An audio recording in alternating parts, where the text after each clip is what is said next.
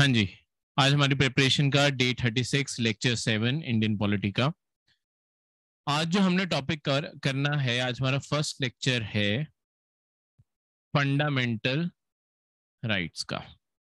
आज हम fundamental rights के बेसिक्स पढ़ेंगे और कल हम दो हिस्सों में सारे आर्टिकल्स फंडामेंटल राइट्स के पढ़ेंगे, कल और परसों। ठीक है, टोटल 3 पार्ट्स में है, ये आज पार्ट 1 है। ठीक है, और पार्ट्स के साथ साथ ही जो उनके मेंस के भी क्वेश्चंस हैं, हम उन्हें भी एनालाइज करेंगे कल और परसों के लेक्चर में, जैसे जैसे हम आगे बढ़ेंगे। ठीक है, तो देखो फंडामेंटल राइट्स की सबसे पहले जो है बेसिक डिटेल्स। देखो अभी तक हमने कॉन्स्टिट्यूशन का पार्ट 1 और पार्ट 2 स्टडी कर लिया। पार्ट 1 था यूनियन एंड इट्स टेरिटरीज के बारे, और पार्ट 2 था आपका सिटीजनशिप के बारे। अब जो पार्ट 3 ऑफ द कॉन्स्टिट्यूशन है वो है फंडामेंटल राइट्स। फंडामेंटल राइट्स ये हैं आपके आर्टिकल 12 टू 35। ठीक है, जिसके अंदर सारे के सारे आपके फंडामेंटल राइट्स कवर हो जाते हैं। एक इसके साथ जो आपको कंसेप्ट समझाना जरूरी है, देखो स्टार्टिंग में ही बता दूं और कल इसका क्वेश्चन भी करेंगे। फंडामेंटल राइट्स और नेचुरल राइट्स चीज को एनालाइज कर लें, कल इसका क्वेश्चन भी करेंगे, तब आपको पॉइंट्स भी डिटेल में लिखवाऊंगा। देखो नेचुरल राइट्स क्या होते हैं। नेचुरल राइट्स एक ऐसी चीज को रेफर किया जाता है जहां पे कुछ राइट्स हमारे साथ बाय बर्थ ही होते हैं, बाय बर्थ इन नेचर।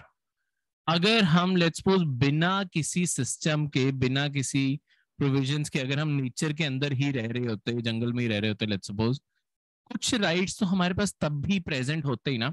जैसे राइट टू स्पीच।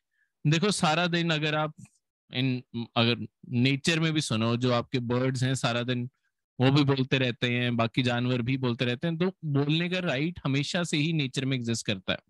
ठीक है, तो ये एक नेचुरल राइट है जो हमारे पास बाय बर्थ ही प्रेजेंट है। इसके अलावा अगर मैं बात करूं, देखो हमारा राइट टू मूवमेंट, हम कहीं पे भी जा सकते हैं, हमारी पूरी आजादी है। ठीक है, ऐसे जो राइट्स है, राइट टू वर्शिप हो गया, ये भी हमारा नेचुरल है। ठीक है, शायद जानवर भी किसी चीज की वर्शिप करते हो, हमें कौन सा उनकी लैंग्वेज समझ आती है। तो कहीं ना कहीं ऐसा पूरा एक सिस्टम जो हमें बाय नेचर अलॉटेड होता है, कुछ हक जो हमें बाय नेचर मिले हुए हैं, उन्हें हम नेचुरल राइट्स रेफर करते हैं। फंडामेंटल राइट्स क्या होता है। देखो फंडामेंटल अपने आप में वर्ड नेचुरल राइट्स के लिए भी यूज किया जा सकता है, पर ये दोनों अलग अलग चीजें हैं। फंडामेंटल का मतलब होता है जो सबसे बेसिक है। अब बात ये आती है कि जब हम एक सोसाइटी में रहने लग गए, सोसाइटी के अंदर हमें दो चीजों का बैलेंस बनाना बहुत जरूरी है।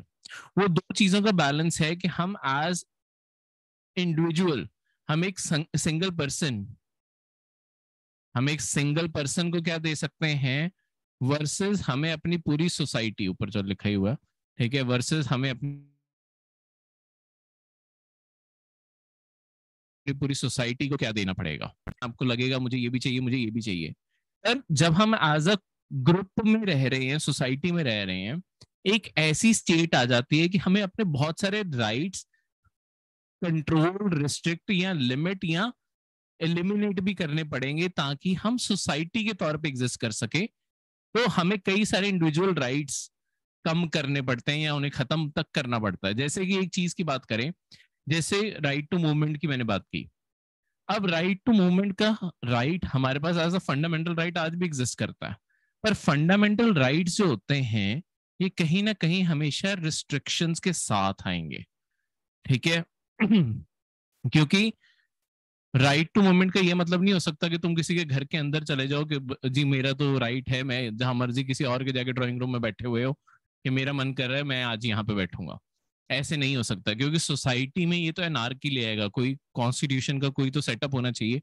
इसी कारण जो आपके इंडिविजुअल राइट्स हैं, अगर आपका राइट टू मूवमेंट है तो दूसरे पर्सन का अपना खुद का प्राइवेसी का भी राइट है, तो उसकी प्राइवेट प्रॉपर्टी में तुम नहीं जा सकते। तो इस कारण नेचुरल राइट्स और फंडामेंटल राइट्स में ये फर्क है कि फंडामेंटल राइट्स एक बैलेंस क्रिएट करते हैं। नेचुरल राइट्स तो बाय नेचर तो हमें कहीं पे भी जाने की आजादी है ना, पर फंडामेंटल राइट्स में एक बैलेंस क्रिएट होता है इंडिविजुअल राइट्स और सोसाइटी के ओवरऑल राइट्स में। इसी कारण इसके अंदर रिस्ट्रिक्शंस आती हैं। और दूसरा, फंडामेंटल राइट्स वो राइट्स होते हैं, देखो नेचुरल राइट्स की लिस्ट बहुत बड़ी हो सकती है, कोई भी राइट को तुम नेचुरली नेचर में क्लेम कर सकते हो कि हाँ ये मेरा है, पर जब हम सोसाइटी में रह रहे हैं, फंडामेंटल राइट्स जो हैं सिर्फ वही राइट्स होंगे जो रिकॉग्नाइज्ड बाय द कॉन्स्टिट्यूशन है।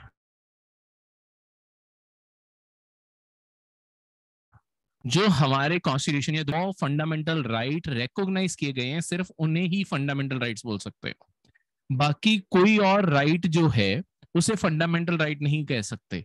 सिर्फ जो आपका एग्री कर लिया गया है कि हाँ ये आपका फंडामेंटल राइट है, बाय लॉ मान लिया गया है, चाहे कॉन्स्टिट्यूशन के अंदर लिख दिया गया है या सुप्रीम कोर्ट ने किसी एग्जिस्टिंग फंडामेंटल राइट की उसका स्कोप बढ़ा दिया है, तो वो सारी चीजों को हम इसी के अंदर काउंट करेंगे कि आपका फंडामेंटल राइट हो गया। और तीसरी चीज देखो, नेचुरल राइट्स एक पर्सन के अपने होते हैं। फंडामेंटल राइट्स का जो रियल पर्पस होता है ना, ये अगेंस्ट द आर्बिट्ररी पावर्स, यार ठीक से ऑफ द गवर्नमेंट होते हैं। अब इसका क्या मतलब है? देखो, नेचुरल राइट्स किसी और के खिलाफ नहीं है। नेचुरल राइट्स वो हैं जो तुम खुद क्लेम कर रहे हो, अपने लिए रख रहे हो। पर फंडामेंटल राइट्स कॉन्स्टिट्यूशन के अंदर लिखने क्यों जरूरी होते हैं और सोसाइटी का वेलफेयर क्यों इसके अंदर कंसिडर करना जरूरी होता है? क्योंकि अपने आप में देखो, सरकार तो आपके ऊपर अगर रिस्ट्रिक्शन लगाने आए, लेट्स सपोज फंडामेंटल राइट ना हो, सरकार तो आपके ऊपर जितनी रिस्ट्रिक्शन लगाना चाहे लगा सकती है। अगर सरकार को लगता है कि मैं लोगों को लेट्स सपोज 7 बजे के बाद बाहर ही ना जाने दें, तो सरकार तो पूरी रिस्ट्रिक्शन लगा देगी, राइट टू मूवमेंट तो वहीं खत्म हो गया। अगर तुम सरकार के खिलाफ कोई आवाज उठाना चाहते हो, तुम्हें लगता है सरकार के अंदर करप्शन हो रही है, ठीक है, सरकार अगर उसके खिलाफ बैन लगा देगी, कोई आवाज नहीं सरकार के खिलाफ उठा सकता, तो फिर क्या करोगे? फिर तो नहीं तो जेल जाओगे अगर उठाई तो फंडामेंटल राइट्स इसलिए कॉन्स्टिट्यूशन में लिखने जरूरी होते हैं कि सरकार को बताया जा सके, इंसान के पास तो बोलने का हक हमेशा से ही था। इंसान को ये बताया जा सके, मतलब जो एक इंडिविजुअल है उसे ये बताया जा सके कि किस हद तक वो इसे यूज कर सकते हैं, और सरकार को मेनली बताया जा सके कि देखो ये एक लिस्ट है, इस लिस्ट के ऊपर जो भी लिखा है, इन चीजों को लेके आप लोगों की पर्सनल लाइफ में दखल नहीं दे सकते। उन्हें जो करना है उन्हें करने दिया जाए। ये सारी चीजों को लेकर, पर्सनल लाइफ नहीं, वैसे भी प्रोफेशनल लाइफ भी, कि ये सारी चीजों को लेके दखल अंदाजी किसी की लाइफ में ना हो। ये उनके अपने खुद के राइट्स हैं जो बाय कॉन्स्टिट्यूशन रिकॉग्नाइज्ड रहेंगे। क्लियर है? देखो, ओरिजिनली हमारे कॉन्स्टिट्यूशन में 7 फंडामेंटल राइट्स है। देखो, 7 फंडामेंटल राइट्स का मतलब नहीं, आर्टिकल्स तो बहुत सारे हैं, 7 एक तरह से कैटेगरीज थी कि कौन से फंडामेंटल, राइट टू फ्रीडम हो गया, राइट टू इक्वालिटी हो गया, अगेंस्ट एक्सप्लॉयटेशन, अलग अलग कैटेगरी, 7 कैटेगरीज के फंडामेंटल राइट्स थे। तो उन्हें सिंपली कह देते होते हैं कि 7 फंडामेंटल राइट्स थे। पर आपके कॉन्स्टिट्यूशन में हमने 44th कॉन्स्टिट्यूशनल अमेंडमेंट की 1978 में, ठीक है, कॉन्स्टिट्यूशन में चेंज किया 44th अमेंडमेंट की। उसके थ्रू हमने जो आर्टिकल 31 था, आर्टिकल 31 था राइट टू प्रॉपर्टी का, इस आर्टिकल को डिलीट मार दिया गया, ठीक है, और अब सिर्फ 6 राइट रह गए हैं। राइट टू प्रॉपर्टी, पहले देखो जब जो ओरिजिनल कॉन्स्टिट्यूशन बना था जो 1950 में लागू हुआ, उसके अंदर राइट टू प्रॉपर्टी भी लोगों को मिलता था। पर इस चीज को फंडामेंटल राइट बनाने से प्रॉब्लम क्या हुई? 2 मेन प्रॉब्लम्स हुई। देखो, हमने ना प्री इंडिपेंडेंस लोगों से वादा किया था कि आजादी आने के बाद जो इंडिया के अंदर जितनी भी जमीन है, क्योंकि जो जमींदार थे वो 5-5, 10-10 हजार एकड़ लैंड भी लेके बैठ गया के अंदर। ये जो इतनी कंसंट्रेशन ऑफ लैंड है, और दूसरी साइड पे ऐसे भी लोग हैं जिनके पास कोई भी जमीन नहीं है। तो हमारे जितने नेशनलिस्ट रहे थे, कॉन्स्टिट्यूंट असेंबली मेंबर्स रहे थे, उन्होंने प्रॉमिस किया था कि हम लैंड रिफॉर्म्स इंडिया में लेके आएंगे जहां पे जमीन बराबर बांटी जाएगी सारे लोगों में। पर प्रॉब्लम क्या आती थी कि इंडिपेंडेंस के बाद सरकार कहीं पे भी लैंड रिफॉर्म के कानून लागू करने जाती, कि सीलिंग लगाने जाती, एक्सेस का लैंड छीनने जाती, कुछ भी, लोग साथ के साथ कोर्ट में फंडामेंटल राइट क्लेम करने पहुंच जाते हैं कि जो मेरी प्रॉपर्टी है, मेरा अपना राइट है, वो मुझसे छीना जा रहा है। तो सरकार के जितने भी ये वेलफेयर स्टेप्स थे वो सारे फेल होते जा रहे थे। इस कारण सरकार को लगातार प्रॉब्लम आ रही थी। दूसरा, कहीं पे कोई भी पब्लिक प्रोजेक्ट बनाना होता, लेट्स सपोज कहीं से कोई हाईवे निकालना है, अब हाईवे के लिए सरकार लैंड एक्वायर करती है, जमीनें खरीदती है। अब अगर कोई उन जमीन खरीदने से खुश नहीं है, ठीक है, नहीं अपनी जमीन बेचना चाहता, या उसे लगता है जो मुझे दाम मिल रहा है ये बहुत ही कम है, वो लोग क्या करते थे, वो कोर्ट में जाके क्लेम कर लेते थे कि ये सरकार जो है हमसे जबरदस्ती जमीन छीन रही है, क्योंकि सरकार के पास राइट होता है, अगर सरकार को कोई भी पब्लिक प्रोजेक्ट करना है, सरकार के पास राइट है कि फेयर कंपनसेशन देके वो जमीन ले सकती है। अब की बात कर रहा हूं मैं। पर तब लोग ये सारी चीजों को डिनाई करते हुए फंडामेंटल राइट क्लेम कर लेते थे कि ये मेरी जमीन है, मेरी मर्जी के बिना नहीं ली जानी चाहिए। तो इसके कारण सरकार को पब्लिक प्रोजेक्ट्स बनाने में भी बहुत प्रॉब्लम हो रही थी, वेलफेयर प्रोजेक्ट्स चलाने में बहुत प्रॉब्लम हो रही थी। इसके चलते हुए हमने कॉन्स्टिट्यूशन में 44th अमेंडमेंट की और हमने इसे फंडामेंटल राइट की लिस्ट से हटा दिया। ऐसा नहीं है ये कॉन्स्टिट्यूशन में नहीं एग्जिस्ट करता। अब जो राइट टू प्रॉपर्टी है कॉन्स्टिट्यूशन में आर्टिकल 300 है, ठीक है। अब ये एक कॉन्स्टिट्यूशनल राइट है। देखो फंडामेंटल राइट और कॉन्स्टिट्यूशनल राइट्स में क्या फर्क होता है, मैं आपको ये भी बता दूं। कॉन्स्टिट्यूशनल राइट्स और फंडामेंटल राइट्स में क्या फर्क होता है?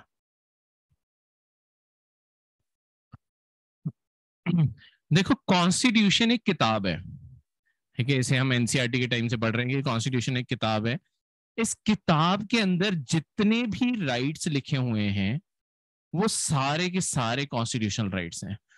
कॉन्स्टिट्यूशनल राइट्स के अंदर फंडामेंटल राइट्स भी एक्चुअली कॉन्स्टिट्यूशनल राइट्स का ही हिस्सा है, पर कॉन्स्टिट्यूशनल राइट्स अपने आप में ज्यादा बड़ी टर्मिनोलॉजी है। इसके अंदर और भी जितने कॉन्स्टिट्यूशन के अंदर राइट्स दिए हैं वो सारे इंक्लूडेड है। फंडामेंटल राइट सिर्फ उन राइट्स को बोला जाता है जो कॉन्स्टिट्यूशन के पार्ट 3 के अंदर लिखे हुए हैं। बाकी सारे कॉन्स्टिट्यूशन में जितने राइट्स और कोई अधिकार लिखे हैं, हक लिखे हैं, वो सारे कॉन्स्टिट्यूशनल राइट्स होंगे, वो फंडामेंटल राइट्स होंगे। बस जो सिर्फ कॉन्स्टिट्यूशन के पार्ट 3 में है, सिर्फ यही फंडामेंटल राइट्स हैं और कोई भी नहीं है, ठीक है। तो इस तरीके से ये सारी की सारी चीज, तो यहाँ पे आपका यानी कि एक कॉन्स्टिट्यूशनल राइट्स का एक बड़ा सर्कल है और फंडामेंटल राइट्स उसका एक सब पार्ट है, ठीक है। तो जो चीज इस सर्कल के अंदर होगी बस वही फंडामेंटल राइट है, पर अपने आप में फंडामेंटल राइट कॉन्स्टिट्यूशनल राइट्स हैं। ठीक है, क्लियर है। अब एक ब्रॉड व्यू में देखें जितने आपको जो 6 राइट्स मिलते हैं, 1 2 3 4 5 6। देखो सबसे पहला जो राइट है वो है right to equality. Right to equality article 14 to 18 के बीच में आता है।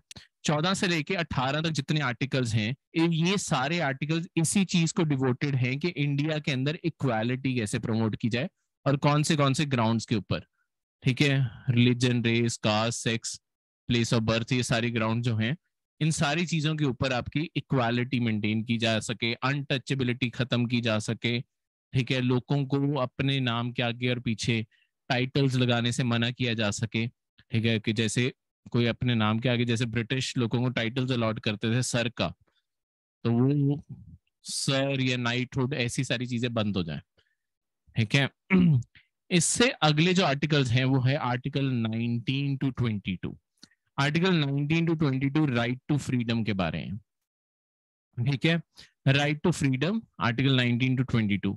यहाँ पे जो आपके या यहाँ पे टी आना था, हाँ, राइट टू फ्रीडम, ये सारे आर्टिकल्स आपकी आजादी की बात करते हैं, ठीक है। आप कोई भी एसोसिएशन बनाना चाहते हैं, कहीं पे पीसफुली असेंबल होना चाहते हैं, ठीक है,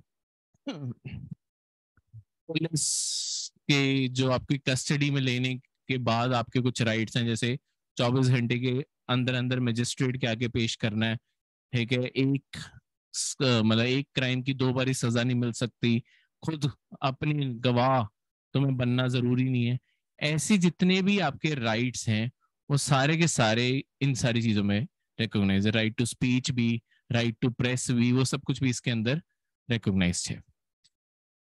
आर्टिकल 23 और 24 देखो, ये राइट अगेंस्ट एक्सप्लॉयटेशन है। ये ऐसी चीजों की, लेट्स सपोज कोई किसी को अपना स्लेव ना रख पाए, या कोई किसी को अंडर पे ना कर रहा हो, जैसे जिस प्रैक्टिस को बेगार की प्रैक्टिस बोला जाता है, कि किसी से तुमने काम तो सारा दिन करवाया, लेट्स सपोज लेबर है, 500 रुपए लेबर है, ठीक है, पर तुम उस पर्सन से सारा दिन काम करवाने के बाद दिन के एंड में 50 रुपए दे के कह रहे हो कि बस यही मिलेगा और कुछ नहीं मिलेगा, उसकी एक्सप्लॉयटेशन है, वो नहीं कर सकते। आर्टिकल 25 to 28 जो है, ये right to freedom of religion के बारे में, ये आपके रिलीजन के राइट्स हैं। यहाँ पे देखो, आपके पास इंडिया के अंदर कोई भी रिलीजन को किसी भी तरीके से वर्शिप करने का आपके पास पूरा अधिकार है। अगर, और ये भी अधिकार है कि अगर आप चाहो तो कोई भी रिलीजन नहीं मानना चाहते हो, एथीस्ट बनना चाहते हो, जो कोई भी रिलीजन में नहीं मानता, तुम वो भी फॉलो कर सकते हो। हमारा कॉन्स्टिट्यूशन उसकी भी कोई मनाही नहीं करता। तुम रिलीजियस पर्सन भी हो सकते हो, एथीस्ट भी हो सकते हो, किसी भी रिलीजन को मान सकते हो, किसी भी तरीके से मान सकते हो, खुद का कोई रिलीजन बनाना है वो भी बना सकते हो, ये भी तुम्हारा राइट है, ठीक है। पर किसी और को कन्वर्ट करना फोर्सफुली, जबरदस्ती किसी का धर्म परिवर्तन करना, ये सब कुछ अलाउड नहीं है। बलियां देना अलाउड नहीं है, ये सब कुछ रिलीजन में अलाउड नहीं है। नॉर्मल वर्शिप सब में अलाउड है।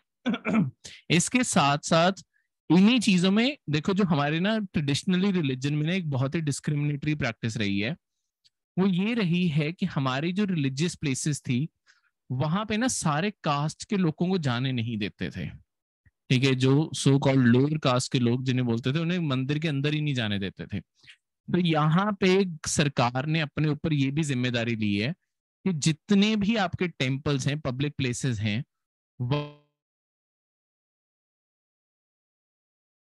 वहां पे सरकार उन सारे टेम्पल्स को ओपन करवाएगी, और कोई भी अगर मना करने की कोशिश करेगा तो सरकार फोर्स भी यूज कर सकती है, क्योंकि रिलीजन और टेम्पल्स आपकी पब्लिक प्लेसेस है, सबका जाने की बराबर आजादी है।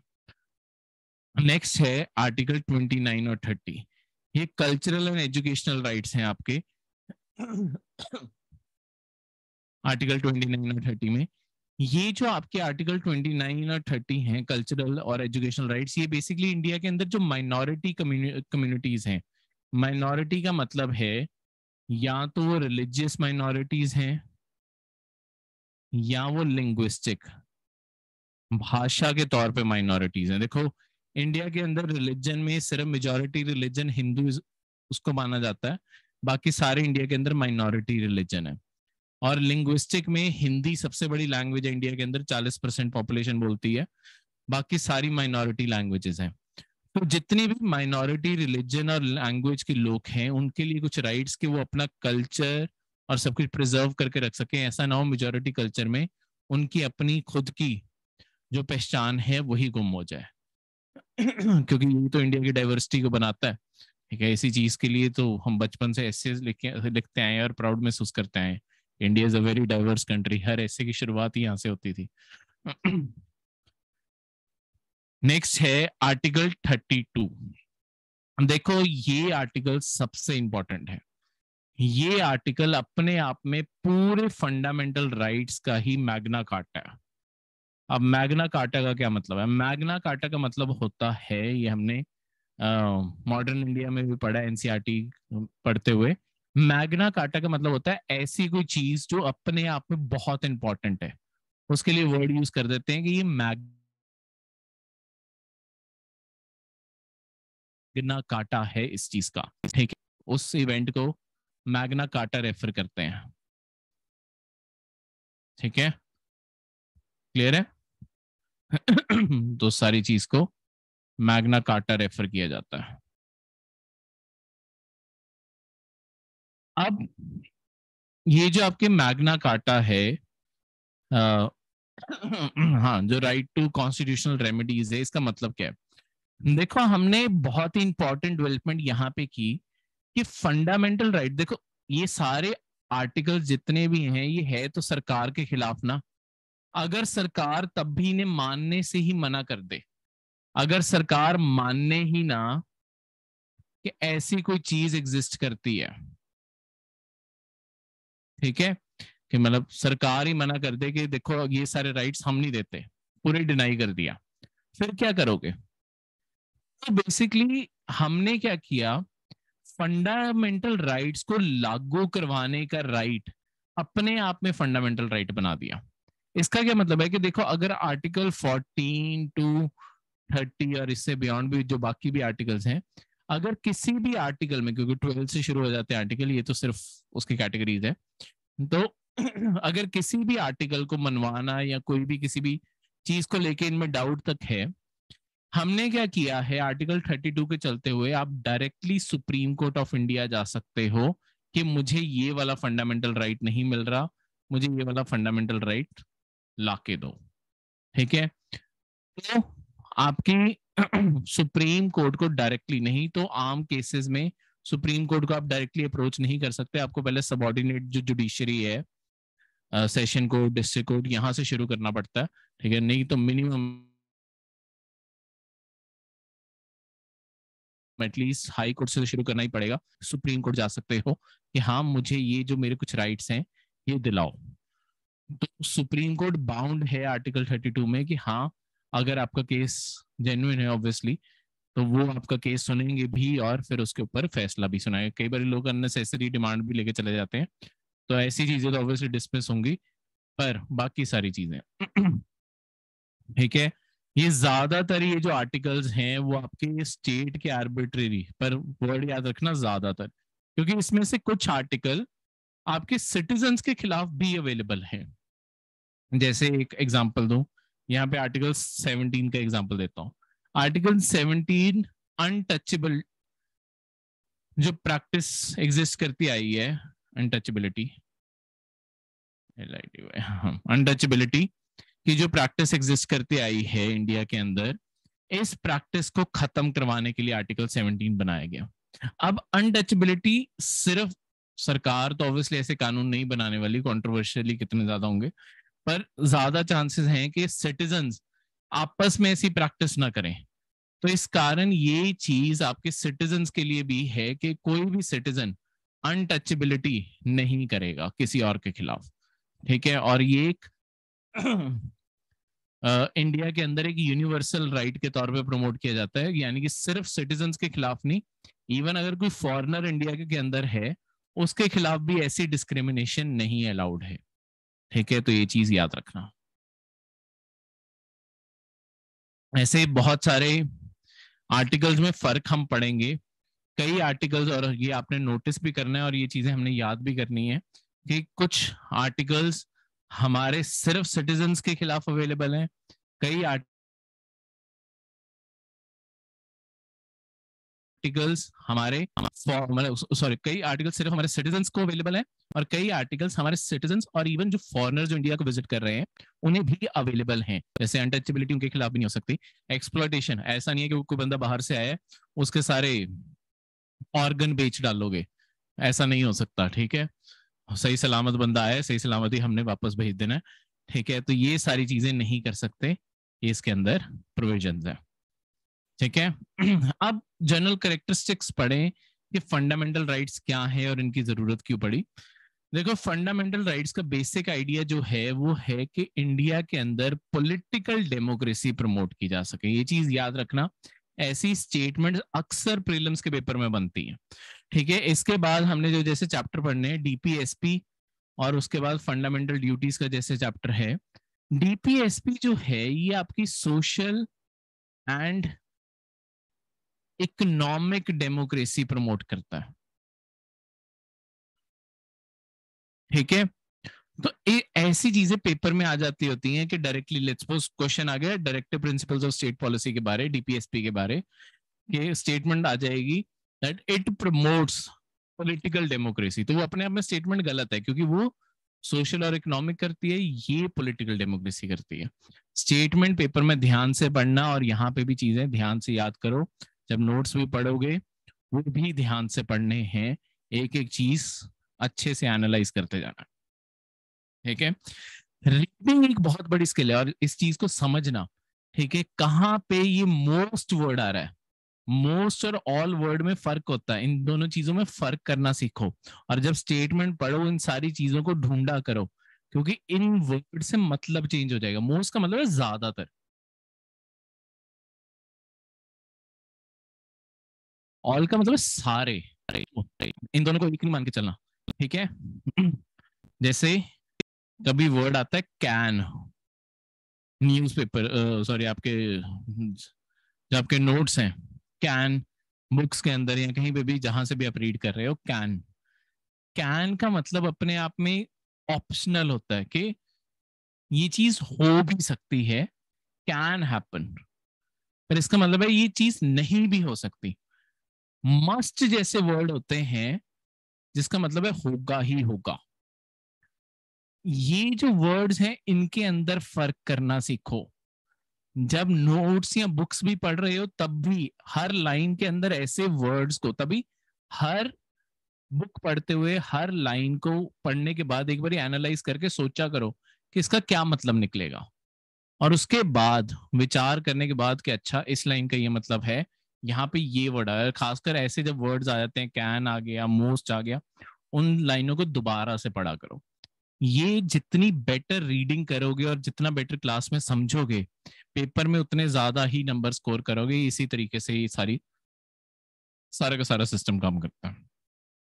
ठीक है, देखो ये जो हमने फंडामेंटल राइट्स बनाए हैं, जैसे हमने ज्यादातर कॉन्स्टिट्यूशन कहीं ना कहीं से हमने आइडियाज बोरो किए हैं। इसका जो आइडिया, इसकी जो हमारी इंस्पिरेशन है, वो US bill of rights, America के अंदर ना एक बिल ऑफ राइट्स है जो अमेरिका के सिटीजन्स को कुछ अधिकार देता है। हमने उससे इंस्पायर होके अपने फंडामेंटल राइट्स बनाए। ऑब्वियसली हमने उससे कहीं गुना ज्यादा डिटेल में चीजें लिखी हैं, पर हमने इंस्पिरेशन उनसे ली है कि हाँ ऐसा कुछ हमारे कॉन्स्टिट्यूशन में भी होना चाहिए। ठीक है, इसके बाद जैसे मैंने आपको बताया, फंडामेंटल राइट्स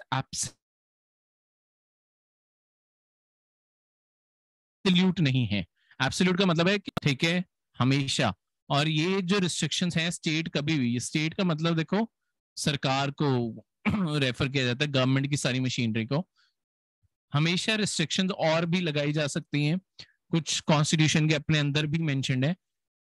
ये रिस्ट्रिक्शंस रीजनेबल हैं या नहीं है, ये आपके कोर्ट डिसाइड करते हैं। तो अगर आपको लगता है कि सरकार ने ये जो रिस्ट्रिक्शन लगाई है ये रीजनेबल नहीं है, फालतू में हमारे फंडामेंटल राइट्स रोके हैं, आप कोर्ट जा सकते हो। कोर्ट डिसाइड करेगा कि हाँ ये फंडामेंटल राइट सही है या गलत है, मतलब जो भी रिस्ट्रिक्शन है, सॉरी, वो सही है या नहीं है। ठीक है, वो जैसा फैसला करना चाहे वो कर सकते हैं। ठीक है, ये रिस्ट्रिक्शन जैसे मैंने आपको बताया, ये इंडिविजुअल राइट्स और सोसाइटी के राइट्स में बैलेंस बनाने की कोशिश करते हैं। एक और चीज याद रखना, फंडामेंटल राइट्स परमानेंट नहीं है। कॉन्स्टिट्यूशन को हम अमेंड करके चेंज कर सकते हैं, और फंडामेंटल राइट कोई भी ऐड भी कर सकते हैं, कोई भी चीज हटा भी सकते हैं। जैसे राइट टू प्रॉपर्टी हमने हटाया, परमानेंट नहीं है। ऐसा नहीं है कि तुम हमेशा क्लेम करते रह सकते हो, कल सरकार चेंज करना चाहे चेंज कर सकती है। सरकार के पास कॉन्स्टिट्यूशन को चेंज करने की पावर है आर्टिकल 368 के अंडर। कॉन्स्टिट्यूशन में आर्टिकल 368 है, आगे जाके चैप्टर भी पढ़ेंगे अमेंडमेंट का, वहां पे आर्टिकल 368 के अंदर कॉन्स्टिट्यूशन का कोई भी चीज बदली जा सकती है। बस कुछ इफ और बट हैं उसके ऊपर, सुप्रीम कोर्ट की तरफ से लगाए हुए, वो भी चीज वहां पे बताऊंगा। ठीक है, doctrine of basic structure, basically एक चीज वहां पे पढ़ेंगे, अभी कंफ्यूज नहीं करूंगा ये सारी चीजों में। हाँ, अब आगे कैरेक्टरिस्टिक्स पढ़ते हुए देखो, इंडिया के अंदर जब इमरजेंसी लगती है, नेशनल इमरजेंसी,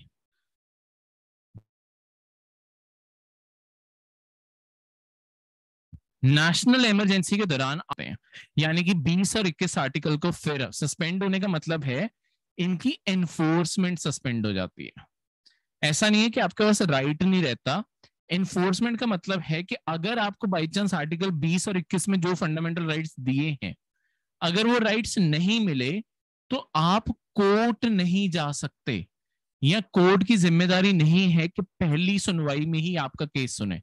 वो नॉर्मल केस के तौर पर सुन सकता है, पर प्रियोरिटी जो फंडामेंटल राइट जैसे आर्टिकल 32 में जो गारंटी दी है वो खत्म हो जाती है जब तक नेशनल इमरजेंसी चल रही है।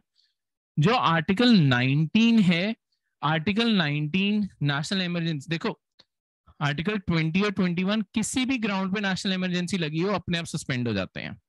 आर्टिकल 19 सिर्फ तब सस्पेंड होता है जब अगर वॉर छिड़ गई हो या एक्सटर्नल अग्रेशन हो, और तब आपकी नेशनल इमरजेंसी लगी हुई है। ये कौन से आर्टिकल्स हैं ये हम ऑब्वियसली कल के लेक्चर में पढ़ेंगे, पर इन सारी चीजों को साथ साथ एनालाइज करना अभी ही जरूरी है। स्टार्टिंग में मतलब करेक्टरिस्टिक्स यहाँ पे पढ़ लें। फंडामेंटल राइट्स जस्टिसिएबल हैं, ये मैंने आपको प्रीएम्बल के टाइम पे ये वर्ड बताया था, वहां पे मैंने आपको बताया था प्रीएम्बल इनजस्टिसिएबल है।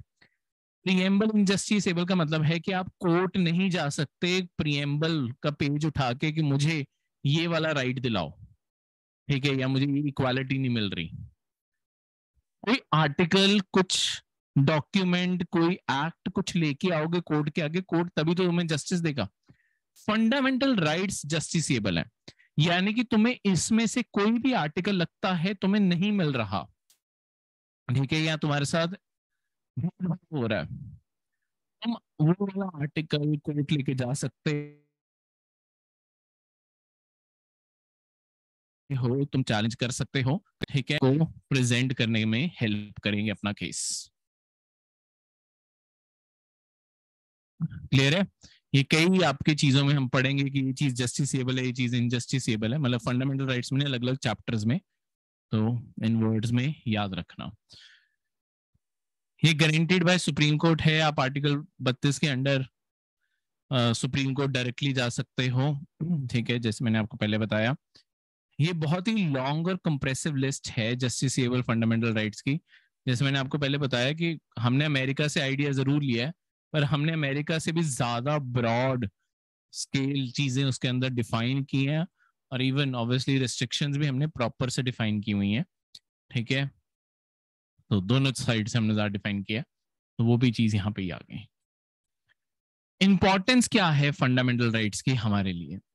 देखो, ये सारे लोगों को दिए गए हैं विदाउट डिस्क्रिमिनेशन। सारे लोगों का मतलब है अपने आप में सिटीजन्स को तो सबको दिए हुए हैं बिना डिस्क्रिमिनेशन के। फॉरेनर्स को कुछ मिलते हैं, कुछ नहीं मिलते, पर अपने सिटीजन्स को सबको मिलते हैं, ठीक है। Uphold equality of all individuals, सारे लोगों के लिए इक्वालिटी अपहोल्ड करते हैं और डिग्निटी ऑफ इंडिविजुअल इंश्योर करते हैं। देखो, अगर हम फंडामेंटल राइट मानेंगे, उसके रिस्ट्रिक्शंस मानेंगे, ऑब्वियसली लोगों में डिग्निटी अपने आप ही स्टैब्लिश होगी, क्योंकि फिर आप लोगों के साथ मिसट्रीट नहीं करोगे, गुलाम बनाने का कभी वो नहीं रखोगे, ऐसी सारी चीजें, अपने आप को सर और ये सारे टाइटल दिखा के सुपीरियर नहीं बनाना चाहोगे, सब तो आपके देश में एक इक्वालिटी बनेगी, ठीक है। फंडामेंटल राइट्स की कोशिश है गवर्नमेंट ऑफ लॉ बनाने की, नॉट ऑफ मेन। इसका क्या मतलब है? देखो, government of law and not of main, इसका क्या मतलब होता है, और इसे आप कहीं आंसर राइटिंग में भी यूज कर सकते हो, से चले। नॉट ऑफ मेन, मेन का मतलब होता है जितने भी आपके पॉलिटिकल लीडर हैं वो अपनी मन मर्जी ना कर पाए, जो लोगों के ऊपर वो इन्फोर्स करवाना चाहते हैं वो ना करवा पाए। जो आपके रिटर्न लॉज हैं, लॉज के मुताबिक सरकार चले, लोगों की मन मर्जी से सरकार ना चले, इसकी कोशिश फंडामेंटल राइट से, ठीक है। तो इसके बाद they prevent establishment of an authoritarian and despotic rule. वो अथॉरिटेरियन और डिस्पोटिक रूल कहीं स्टैब्लिश ना हो जाए, कोई तानाशाह ना बन जाए, उसके लिए फंडामेंटल राइट बहुत जरूरी है। क्योंकि अगर आपके पास हक है, आप कभी भी प्रोटेस्ट कर सकोगे, पीसफुली आवाज उठा सकोगे, तो कोई भी इंडिया के अंदर तानाशाह बनने की कोशिश करेगा, कॉन्स्टिट्यूशन, प्रेसिडेंट और पार्लियामेंट जैसी बॉडीज, सुप्रीम कोर्ट जैसी बॉडीज को हटा के सारी पावर अपने पास लेने की कोशिश करेगा, लोग आवाज उठा सकते हैं, फंडामेंटल राइट है उनका, ठीक है। प्लस ये लोगों की अपनी खुद की लिबर्टीज और फ्रीडम्स को प्रोटेक्ट करता है स्टेट के खिलाफ, कि स्टेट आपके ऊपर बेफालतू के भी रिस्ट्रिक्शन ना लगाए, और ये आपकी ऑल अराउंड डेवलपमेंट के लिए जरूरी है, चाहे वो मटीरियलिस्टिक हो, अगर आपके कुछ एम्बिशंस हैं, चाहे आपके इंटेलेक्चुअल है, जो आपके सोच विचार एक्सप्रेशन है, वो सारी चीजों के लिए, और चाहे आपकी मॉरल और स्पिरिचुअल है, ठीक है, अगर आप किसी भी चीज में बिलीव करना चाहते नहीं करना चाहते, सारी चीजों की आजादी आपको यहाँ से मिलती है। ठीक है, ये थी आपकी आज की क्लास इंडियन पॉलिटी की। ठीक है, कल के लेक्चर में हम अब आर्टिकल्स पढ़ना शुरू करेंगे और उनसे जुड़े हुए मीन्स के क्वेश्चंस भी साथ साथ एनालाइज करना शुरू करेंगे।